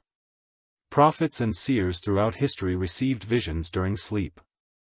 Ordinary people might receive smaller revelations or guidance proportionate to their spiritual station. Biblical precedent supported this belief: Joseph's dreams predicting famine, Daniel's visions of future kingdoms, the angel visiting Mary to announce Christ's coming. Sleep was when divine communication happened most clearly. The waking mind's chatter finally quieted enough to hear the still small voice that spoke truth. Some frontier preachers claimed to have received entire sermons in dreams, waking to transcribe them before the words faded back into unconsciousness. Others reported dreams that resolved practical problems: where to dig for water, which path to take through dangerous territory, how to treat a sick child when no doctor was available. These dream solutions were sometimes remarkably practical, suggesting the unconscious mind's ability to work through problems that the waking mind found overwhelming or insoluble. But to frontier people the source was less important than the result. If a dream provided useful guidance, it was accepted gratefully, wherever it came from, divine or merely deeply human. The integration of Native American and European beliefs about sleep created a uniquely frontier spirituality, neither fully one nor the other, but something new, born of collision and necessity. A settler woman might say Christian prayers while arranging her children according to indigenous wisdom about sleeping positions and orientations, the blending occurring naturally at the level of daily practice. This syncretism was rarely acknowledged openly. Both cultures maintained public boundaries and claimed purity of tradition, each asserting its superiority over the other in public discourse, but in the private darkness of cabins, in the vulnerable hours of night, practical wisdom from any source was welcomed, without the prejudice that governed daylight interactions. The blending created something new, a frontier culture of sleep that was distinctly American rather than transplanted European or purely indigenous. It preserved Old World traditions while adapting to New World realities, incorporating indigenous knowledge while maintaining European religious frameworks that provided cultural continuity and spiritual comfort. The archaeological and historical evidence of these beliefs comes to us in fragments: a charm here, a diary entry there, an oral history recorded decades later by descendants who only half remembered what their grandparents practiced. The full texture of frontier sleep culture is irretrievable, lost with the last person who lived it fully and understood its complete symbolic system. But the fragments paint a picture of people trying to make sense of vulnerability using every tool available: prayer, ritual, borrowed wisdom, superstition, and practical experience. They inhabited a world where the night was genuinely dangerous, where sleep made one vulnerable, and where the boundary between physical and spiritual threat was unclear and perhaps meaningless. In this context, the elaborate rituals around sleep were not primitive superstition, but sophisticated coping mechanisms developed over generations and tested against harsh reality. They provided psychological protection that was as real and necessary as physical shelter, perhaps more so, given that the mind's collapse could doom the body. The human need for control in uncontrollable circumstances drove these practices, channeling anxiety into productive action rather than paralyzing fear. By following proper procedures, people transformed chaos into order, random danger into manageable risk, feeling themselves active participants in their survival rather than passive victims of fate. Modern sleep happens in controlled environments, with locks and alarms and emergency services a phone call away, the vulnerability almost completely managed through technology and social infrastructure. Frontier sleep happened in fragile shelters, with no help within reach, in a world that felt saturated with both natural and supernatural danger pressing in from all sides.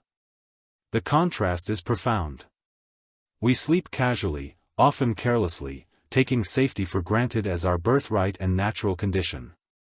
They slept ritually, carefully, acknowledging danger while working to mitigate it through every means available, physical and spiritual combined. The rituals, beliefs, and practices that developed around frontier sleep were perfectly adapted to those conditions, each element serving multiple functions simultaneously. They helped people rest despite fear, sleep despite vigilance, and wake to face another day of survival with minds and spirits intact. The sophistication of these adaptive strategies deserves recognition rather than dismissal as quaint superstition or primitive thinking. These were not simple-minded people clinging to superstition, but intelligent humans creating functional responses to genuine threats using the conceptual tools their culture provided. The consistency of these practices across different frontier regions suggests they worked in some meaningful sense, whether through psychological comfort or actual efficacy. The fact that families pass them down across generations indicates their perceived value, each parent teaching children what had kept them alive through vulnerable nights, perhaps in their sleepless nights staring into darkness while listening for danger. Frontier settlers felt what we occasionally feel, that the night is not just absence of light but a presence of its own. That vast darkness seemed knowing and indifferent, containing forces beyond human comprehension that could only be managed, never truly controlled. That sleep is a kind of trust, a surrender to vulnerability, a faith that we will wake again despite yielding consciousness to the unknown. This existential awareness shapes the human relationship with sleep across all cultures and times, connecting us to ancestors we never knew. They ritualized this surrender, made it sacred, surrounded it with protective practices and beliefs that acknowledged the magnitude of what sleep required. And perhaps that wisdom is not entirely lost. Perhaps we too, in our modern beds, with our modern anxieties, might benefit from treating sleep as something more than mere unconsciousness, something deserving of ritual and reverence. And care, not just efficiency and productivity measured in hours logged and sleep cycles completed. The frontier approach to sleep recognized its sacred dimension, the nightly journey into mystery that every human must make.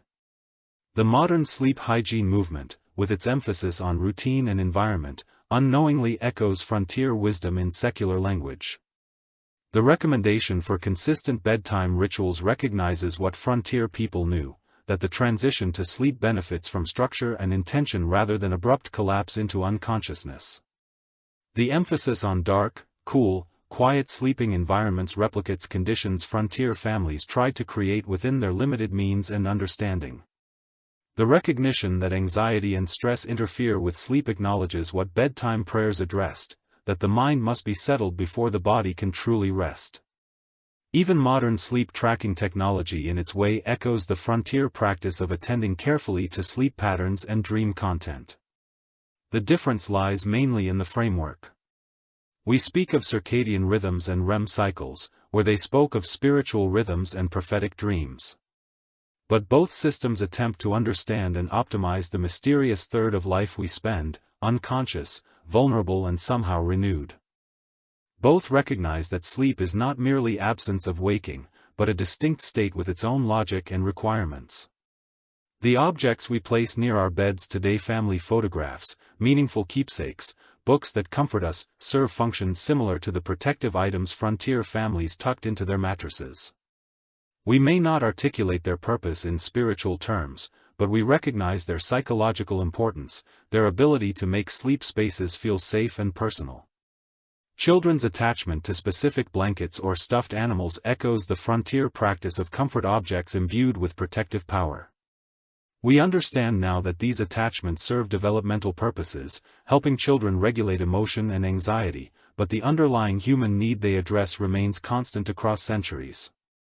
The night light in a child's room performs the same function as the small Betty lamp frontier families left burning, pushing back complete darkness enough to allow rest without wasting resources on full illumination. The compromise between economy and comfort, between adult practicality and childhood fear, remains fundamentally unchanged. Bedtime stories continue the tradition of fathers speaking into the darkness, creating islands of safety through narrative and familiar voice. The content has changed. We tell stories of friendly monsters and magical adventures rather than pioneering exploits, but the comfort provided remains identical. Lullabies persist across cultures and generations, their melodies, often unchanged for centuries, connecting modern parents to ancestors who sang the same songs in vastly different circumstances. The human voice soothing children into sleep represents perhaps the most ancient and universal of all bedtime rituals. The fire fades, the walls creak, and once more the night begins its slow conversation with the living, a dialogue that has continued since humans first sought shelter. From darkness in frontier cabins, long turned to dust in memories preserved only in fragments. The dreamers lie down and trust the darkness to carry them through until dawn. Their struggles and solutions, their fears and faiths, their practical wisdom and spiritual practices form a legacy that persists in unexpected ways, in the prayers some still recite.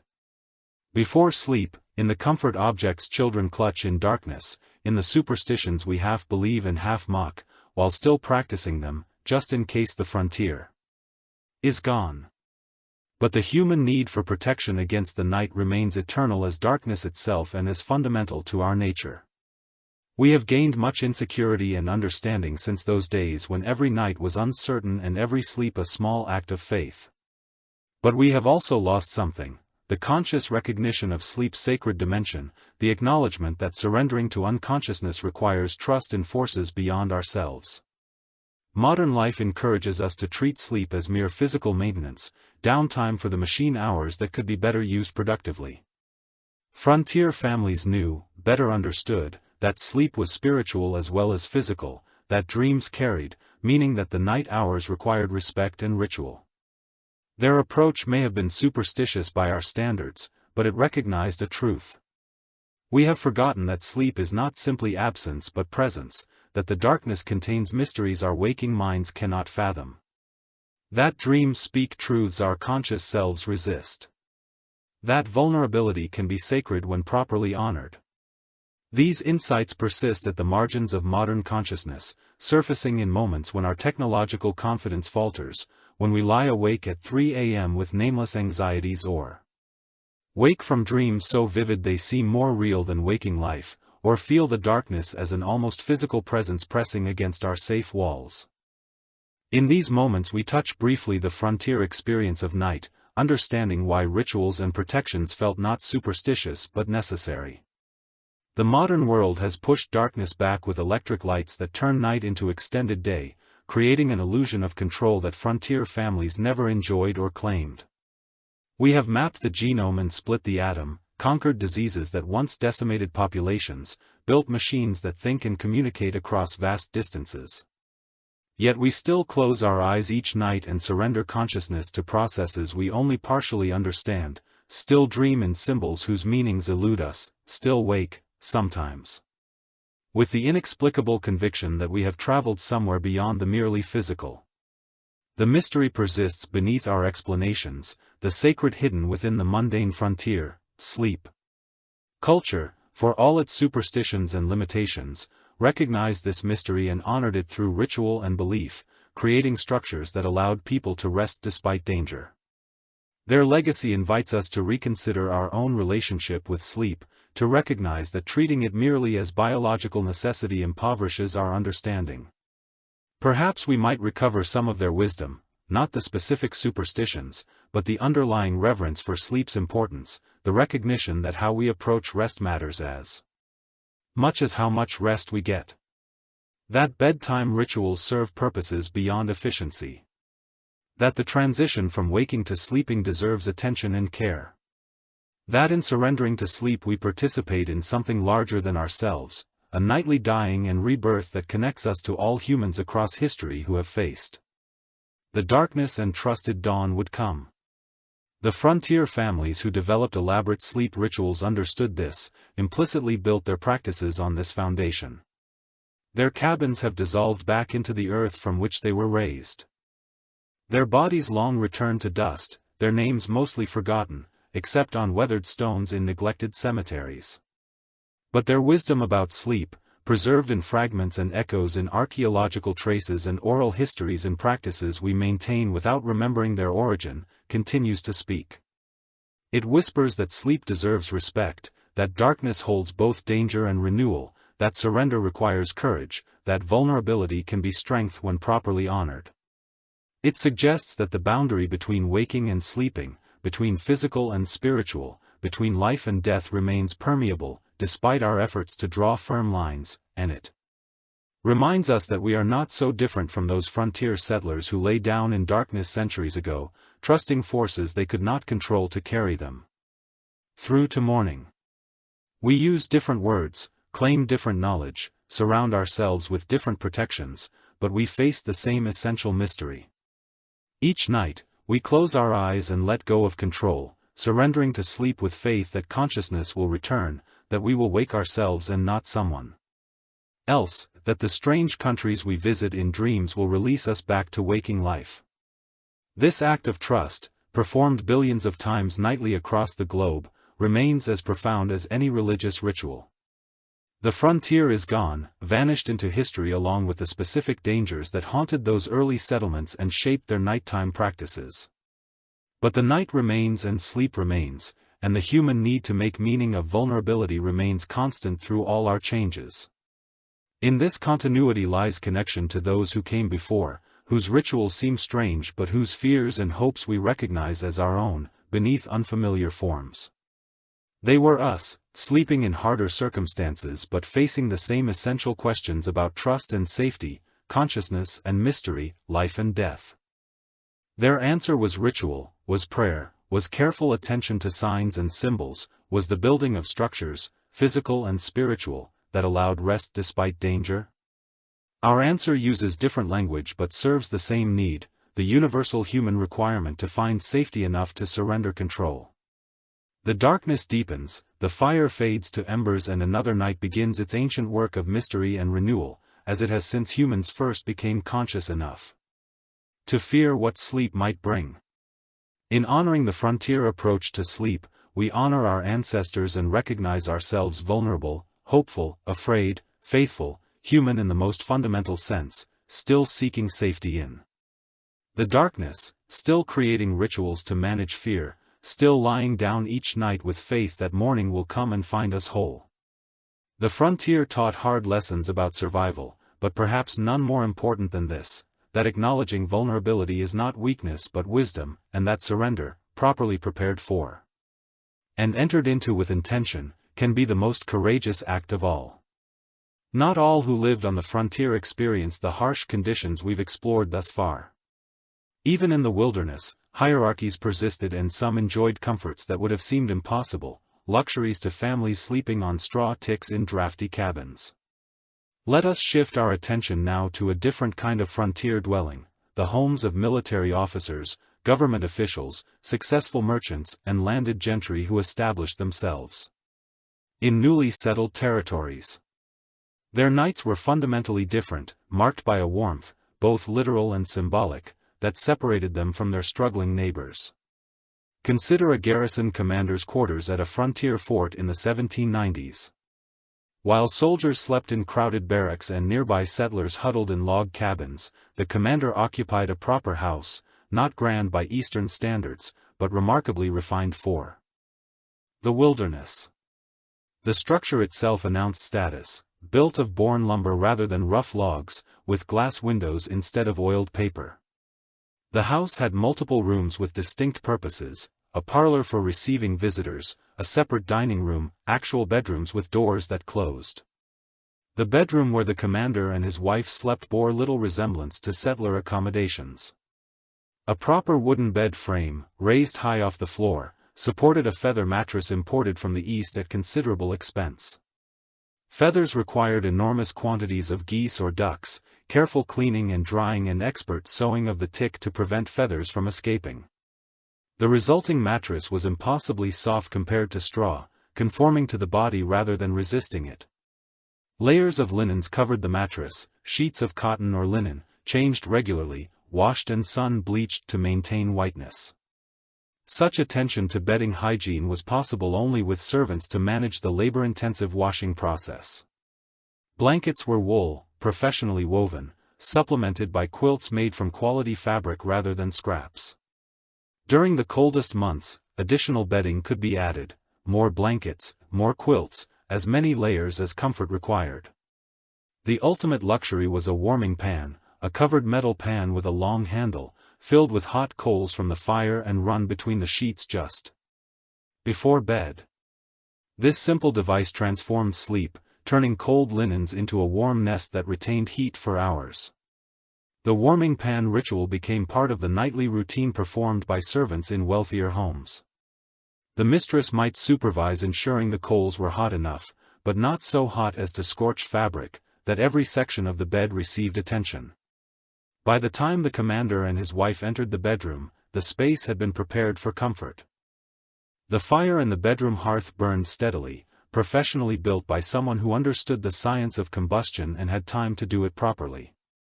Unlike frontier families who had to choose between wasting wood and freezing, elite households maintained fires in multiple rooms simultaneously.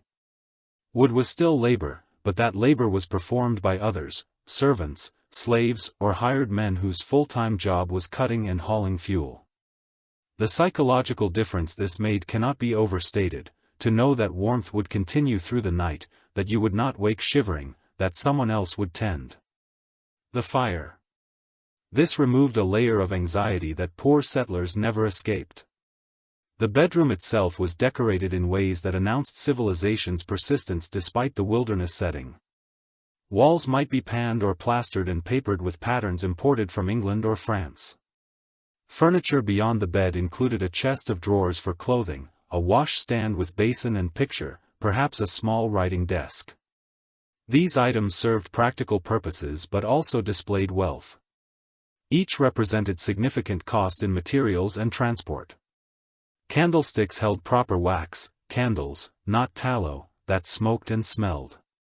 Multiple candles might burn at once, creating light sufficient for reading before bed, a luxury inconceivable to families rationing every hour of expensive illumination. The commander's wife might read from a novel or poetry, a leisure activity possible only when basic survival wasn't consuming every moment. Her husband might review correspondence or reports. Work that could wait until he was comfortable and unhurried. Their night clothes differed dramatically from the frontier norm. Instead of sleeping in day clothes for warmth, they changed into garments specifically designed for bed, a linen night shirt for him, a long nightgown for her. These garments were regularly washed, kept separate from day clothing, part of an elaborate ritual of cleanliness that was itself a marker of class. Poor families couldn't afford extra clothing or the time and resources for frequent washing. The act of changing clothes became part of the transition to sleep, a ritual marking the boundary between day and night. Servants might assist with undressing, particularly with the complicated fastenings of women's garments. Privacy was perhaps the greatest luxury. The bedroom door could close, creating a space separate from servants and children. The couple could speak freely, be intimate without being overheard, sleep without the constant presence of others. Children of elite families slept in separate rooms or in nurseries attended by servants, were freed from the constant vigilance that marked frontier family sleep, from the need to listen for children's breathing, to comfort them through nightmares, to share warmth out of necessity. This separation of family members by function and age was a hallmark of elite domestic life, impossible for poor families in single-room cabins. Space itself became a luxury commodity, purchased through wealth and maintained through servants' labor. The nighttime soundscape differed as well. Elite homes were built solidly enough to muffle wind and rain, thick enough to keep out the constant creaking and groaning of log construction. What sounds did penetrate were often deliberately cultivated, a clock ticking on the mantel, marking time with mechanical precision. The clock itself was valuable, but more than that, it represented control over time, the ability to measure and segment life with exactitude. Frontier families lived by sun and season, their nights unmarked by any timepiece. Elite families divided night itself into measured hours, their sleep scheduled rather than determined purely by darkness and exhaustion. The morning routine revealed even more disparities. While frontier families woke to cold cabins requiring immediate fire building, elite households woke to rooms already warmed by fires lit earlier by servants. Hot water appeared for washing, breakfast was prepared by others, clothing was laid out or even helped into. The burden of survival was diffused across multiple people, freeing the elite to focus on administration, business, or leisure. But we should not imagine elite sleep was entirely peaceful. The responsibilities of command, commerce, or governance brought their own anxieties that interrupted rest. The garrison commander worried about supply lines, about the loyalty of his men, about potential attacks he was responsible for preventing. These concerns could manifest as insomnia, restless nights despite physical comfort. His wife worried about maintaining social position in this remote setting, about managing servants, about the health of children in a place where doctors were scarce. Even for the wealthy, comfort did not eliminate anxiety, it merely changed its nature. Merchants who established trading posts in frontier regions accumulated wealth through the labor and custom of poorer settlers. They slept well-fed and warm while knowing their prosperity depended on the desperation of others willing to pay inflated prices for necessities. Some carried this knowledge untroubled, viewing wealth disparity as natural order. Others experienced guilt that disrupted their rest, creating a different kind of sleeplessness than physical discomfort. Government officials appointed to frontier posts often came from eastern cities, their expectations shaped by more refined environments. The frontier, even experienced from positions of relative privilege, could feel like exile. They might sleep in the best bed available for hundreds of miles, yet still feel displaced, uncomfortable in ways that physical luxury couldn't address. Cultural isolation created its own form of suffering, milder than poverty, but real nonetheless. The social rituals around sleep also differed dramatically by class. Elite families maintained elaborate bedtime routines imported from European aristocratic practices, saying formal good nights, kissing hands, performing small ceremonies of affection, and hierarchy servants were dismissed with specific instructions for morning, creating the fiction that the household ran itself. The labor that made comfort possible was rendered invisible through careful social choreography. Guest rooms in elite homes were prepared with the same attention to comfort, offering visitors a haven from frontier roughness. The ability to provide such hospitality was itself a display of wealth and power. In contrast, frontier families who hosted travelers offered whatever could be spared, a space on the floor near the fire, a share of their meager blankets. Hospitality was generous but could not transcend material limitations. The quality of sleep itself differed between classes. Elite families could surrender fully to rest, protected by servants who maintained watches, by solid walls that genuinely held back the elements, by economic security that removed existential fear. Their dreams might be troubled by social or professional anxieties, but not by the immediate physical threats that haunted frontier family sleep. They did not dream of wolves at the door, because walls and distance and hired protection stood between them and such dangers. The morning after, a comfortable sleep meant waking, restored, able to think clearly and act decisively. This differential in rest quality translated directly to differential in capability and power. A well-rested commander made better decisions than exhausted soldiers. A well-rested merchant negotiated more effectively than desperate settlers. Sleep itself became a tool of power, its quality correlating directly with social position. Yet even among the elite, the frontier imposed limitations unknown in established cities. The finest frontier home was still crude by Eastern standards, still isolated from culture and sophisticated society. Letters took weeks or months to arrive. Books and newspapers were outdated by the time they reached the wilderness. Entertainment was limited to what could be created locally or imported at great expense. So elite frontier sleep happened in a paradoxical space, comfortable relative to poor settlers, yet still characterized by isolation and rustic conditions compared to true urban wealth. They were the wealthiest people in a poor place.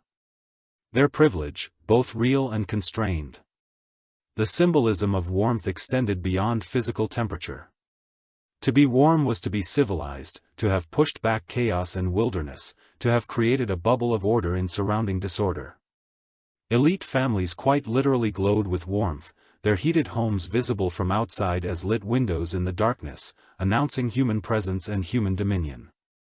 Poor families' cabins barely interrupted the darkness, their dim fires insufficient to create much outward glow.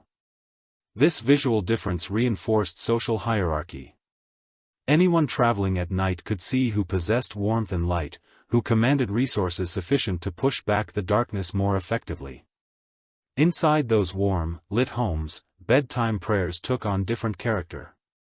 Elite families thanked God for their blessings with an awareness suppressed or acknowledged that those blessings were not universally distributed. Some wrestled with theological questions about why God granted comfort to some and suffering to others, others simply accepted it as divine order, their privilege, reflecting God's favor, and therefore requiring no justification. The children of elite families learned from birth that comfort was normal, that warmth and adequate food and privacy was simply how life worked. They grew into adults expecting these conditions, struggling to understand or empathize with those who lacked them. In contrast, frontier children who survived to adulthood carried permanent memories of cold and hunger and fear.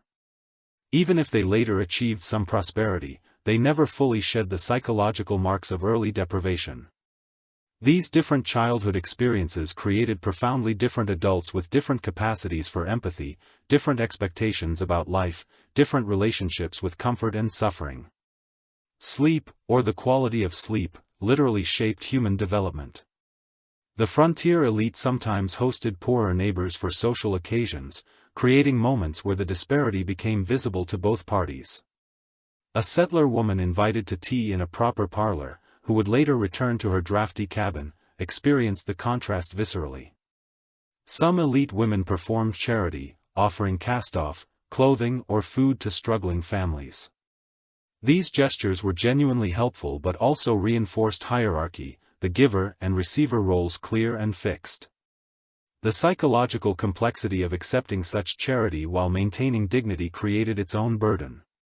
Frontier families had to balance pride against need, had to accept help without accepting inferiority. At night, in their respective beds, one feathered and warm, the other straw and cold.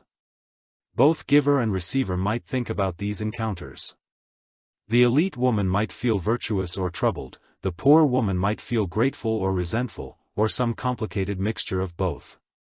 The economic structures of frontier settlement ensured that wealth concentrated upward. The merchant sold goods at markup, the landowner charged rent, the mill owner took a portion of grain for grinding. Each transaction was individually fair by the market logic of the time, but cumulatively they ensured that those who started with capital ended with more, while those who started with only labor stayed poor. This pattern replicated itself endlessly across the frontier. Sleep became a marker of these economic realities. The well-rested negotiated from positions of strength. The exhausted accepted unfavorable terms out of desperation. A settler who'd been up all night with sick children, who desperately needed seed for planting, who had no other option such a person could not bargain effectively with. A well-rested merchant offering credit at punishing interest rates. The resulting debt might take generations to escape. Thus sleep, or its absence, became woven into the creation of lasting economic inequality. The frontier mythologized as a place of opportunity where anyone could succeed through hard work actually replicated and often intensified the class structures of older settlements. The comfortable sleep of the elite depended on systems that ensured poor settlers would sleep poorly. This was not conspiracy, but structural. The same economic relationships that generated wealth for some generated poverty for others. Some elite individuals recognized and were troubled by this reality. Their letters and diaries reveal moral wrestling. Awareness that their comfort came at others' expense, uncertainty about the justice of the social order they benefited from. Others developed elaborate justifications: the poor were lazy, improvident, morally inferior and therefore deserved their poverty. Such reasoning allowed comfortable sleep untroubled by guilt, the conscience quieted through ideology. The truth, of course, was more complex. Some frontier families did rise from poverty to prosperity through luck, skill and relentless effort, but far more remained poor or descended into deeper poverty, despite working themselves to exhaustion. The mythology of frontier opportunity was not entirely false, but it was selective. It celebrated exceptional cases while ignoring typical ones. Most settlers lived and died in conditions not far removed from the hardship they'd hoped to escape. As night fell across the frontier, the difference in how people prepared for sleep enacted these inequalities in miniature. The elite ritual of comfort, the poor ritual of endurance. Both were nightly performances of their social positions. And the wind, impartial and eternal, moved between them both. It found the gaps in the poor cabin, just as it found the few gaps in the elite home, though in very different proportions. It carried the smoke from inadequate fires and from abundant ones, mixing them in the dark sky above. It witnessed all sleepers, comfortable and struggling, powerful and powerless, without judgment or preference. Perhaps in this impartiality of natural forces we find something worth contemplating. The wind, the cold, the turning of night to day, these things acted on all equally, regardless of human hierarchies. The elite could purchase more effective protection against these forces, but they could not escape them entirely. The cold still existed beyond their walls, the wilderness still pressed close despite their lights. And in sleep, all humans shared a fundamental vulnerability. The wealthiest merchant in the deepest sleep was as helpless as the poorest settler, both surrendered to unconsciousness, both dependent on others or luck for protection. This equality in vulnerability perhaps explains why sleep was so ritualized across all classes. It was the nightly reminder that, despite all human efforts to create security, we remain fragile creatures in a vast and indifferent universe. Warmth was the great divider, not wealth itself, but the simple luxury of sleeping without fear, the simple mercy of sleeping warm. Somewhere in the wilderness, a family shivers by a dying fire, counting hours until dawn. Somewhere else, behind brick and candlelight, another sleeps in perfect warmth, dreaming dreams untroubled by immediate physical distress. And between these extremes, gradations of comfort and discomfort, warmth and cold, rest and restlessness play out across the frontier night. The distance between them is measured in miles, but also in vastly different experiences of what it means to be human, to need rest, to seek safety in the vulnerable hours of darkness. As we drift away from these elite bedrooms and return our attention to the broader patterns of frontier sleep, we carry an awareness of disparity. Comfort was possible even in the wilderness, but only for the few, only through systems that ensured others would continue to struggle.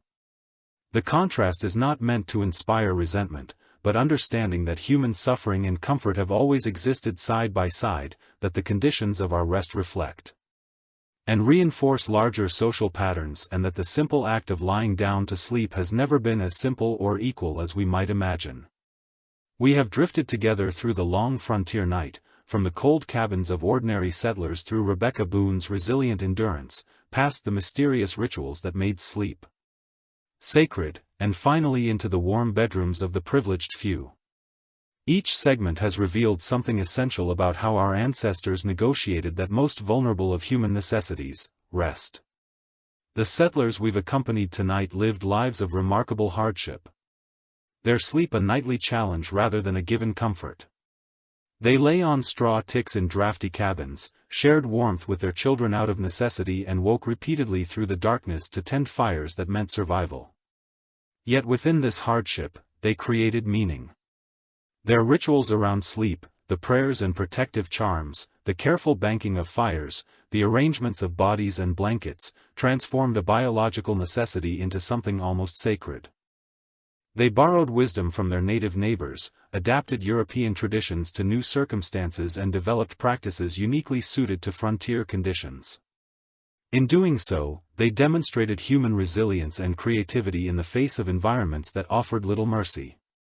Rebecca Bryan Boone stands as representative of countless women who endured these conditions year after year, bearing and raising children in circumstances that would break less determined spirits. Her story reminds us that frontier settlement was not only masculine adventure but feminine perseverance, not only exploration but domestic survival. The mysteries and beliefs surrounding sleep reveal how our ancestors understood vulnerability.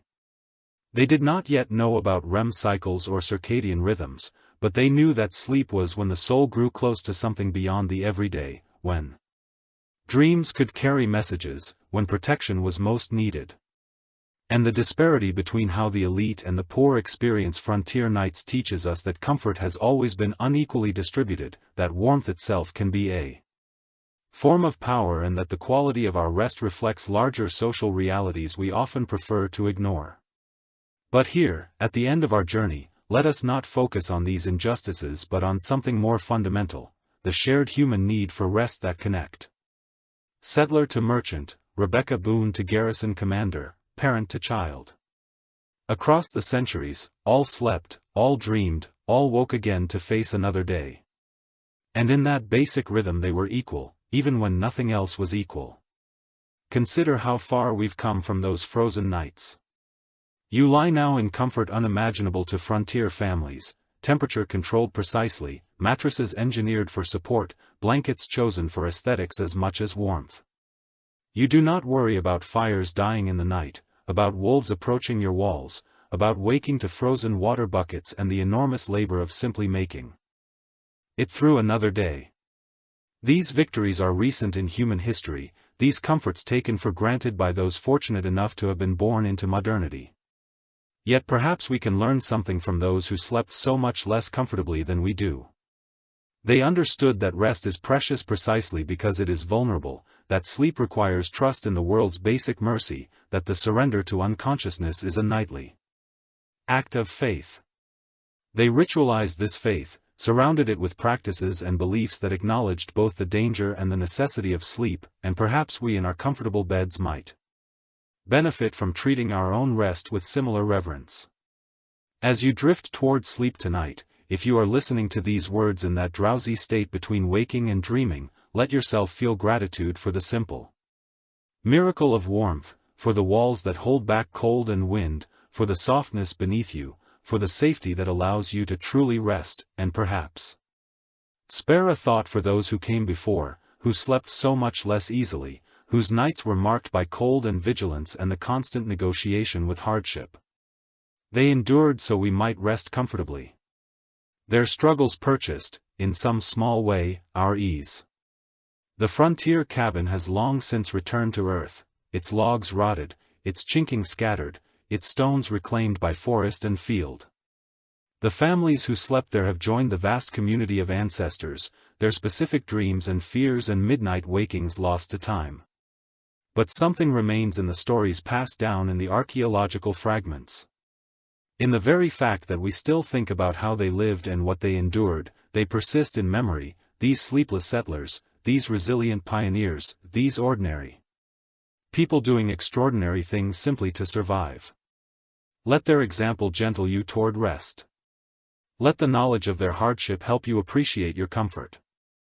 Let the rhythm of their nights, the banking of fires, the gathering of children, the prayers whispered into darkness, become a lullaby that carries you into peaceful sleep.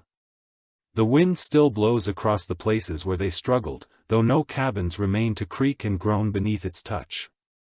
The stars still turn in their ancient patterns, indifferent to human striving below, and sleep still comes, as it always has, as a temporary cessation of our worries and labors, a nightly return to something like peace. May your own sleep tonight be gentle, deep and undisturbed.